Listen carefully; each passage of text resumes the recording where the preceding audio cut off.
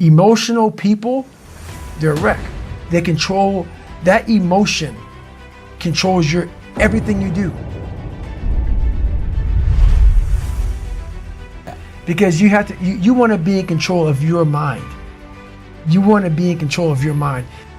And what emotional people do is, like for instance, I always say this, they can have a beautiful life.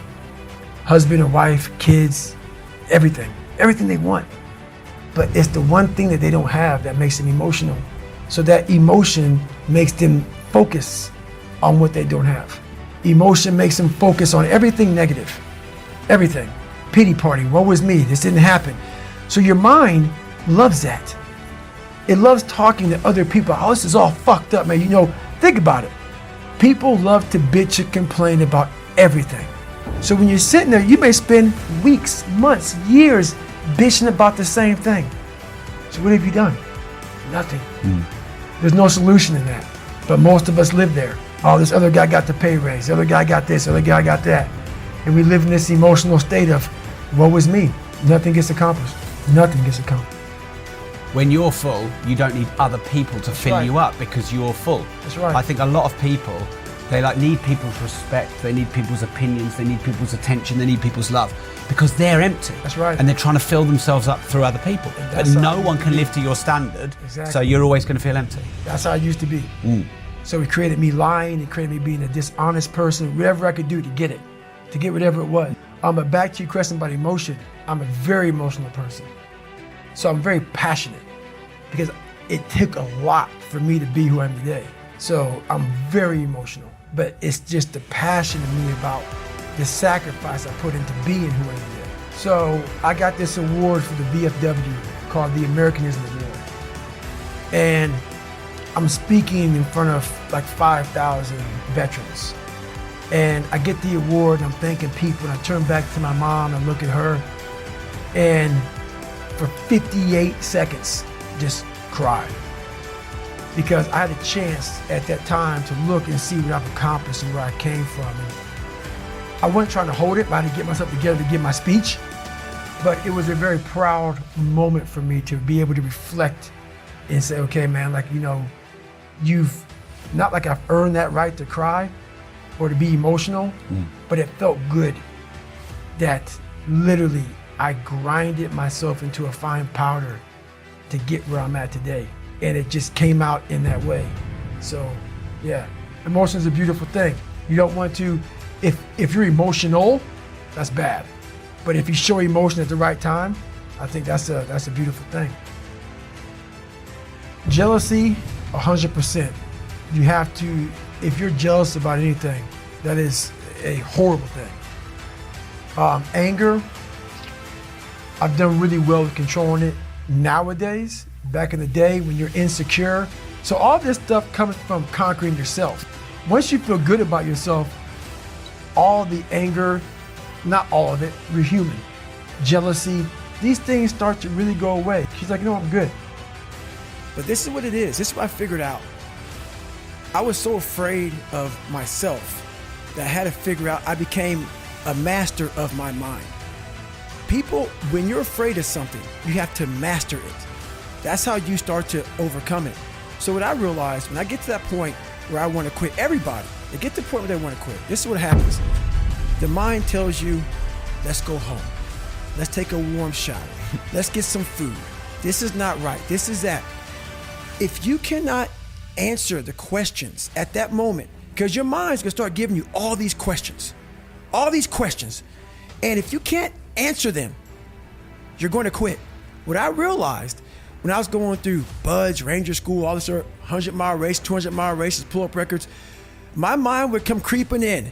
Like when I was doing 4,030 pull-ups at 2,000 pull-ups and my hands were ripped open, my mind said, look, brother, we've done all these other things. You've proven yourself. You're good.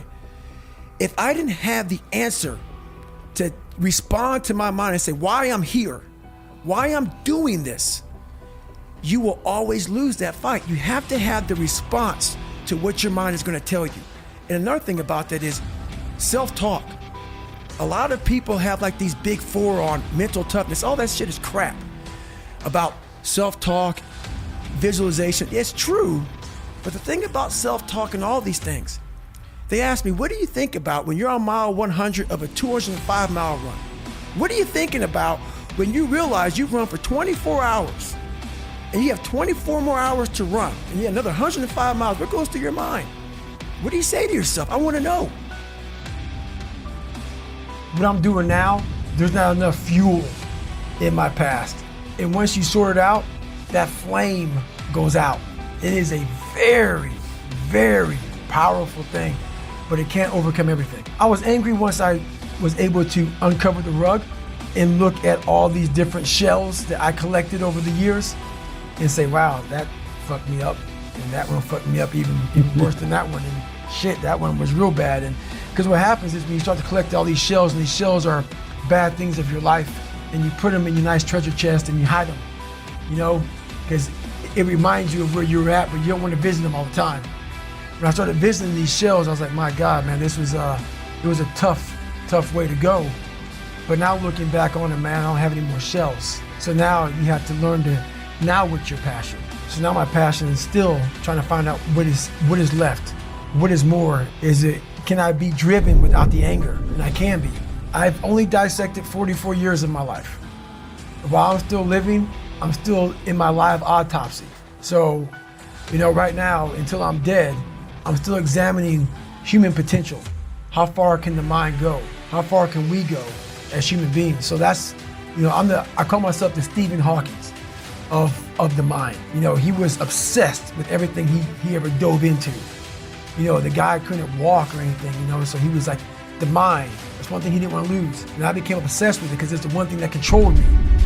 So I became obsessed with this.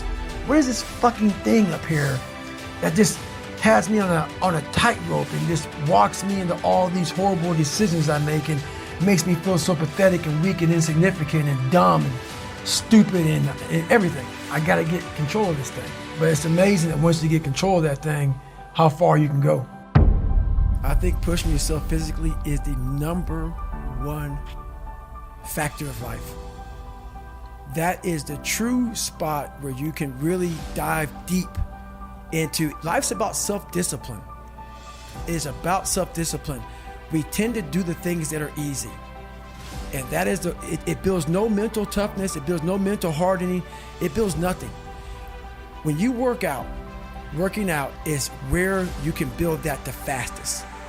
Because it's a constant, it gives you instant feedback. Yeah, you may not lose the weight you want to real fast, but the discipline it takes, it transfers over to all aspects of your life. It's not, people, man, why are you always working out?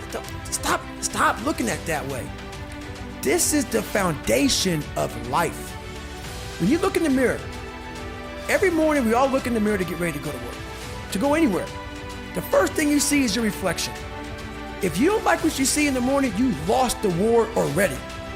It's not about even liking what you see. It's about looking in the mirror and you may start, man, I feel different. That reflection is not everything. It's a feeling you're supposed to get.